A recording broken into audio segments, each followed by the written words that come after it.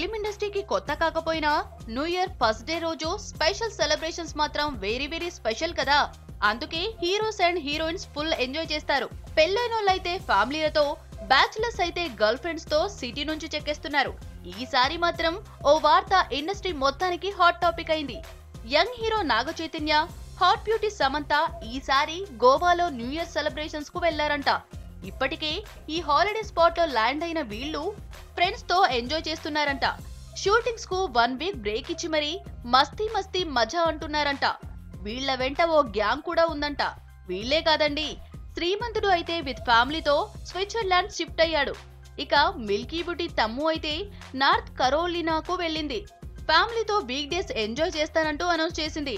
పిల్లా పాపలతో కొత్త ఏడాదికి వెల్కమ్ చెబుతాడంట. ఇక మిగతా హీరోలు సైతం ఇష్టమైన ప్లేస్లకు చెక్కేస్తారు. ఎక్కడికి వెళుతున్నారే అనేది మాత్రం సీక్రెట్ అంటున్నారు. కెమెరాలకి కనిపించకుండా హ్యాపీగా ఎంజాయ్ చేయాలని డిసైడ్ అయ్యారంట.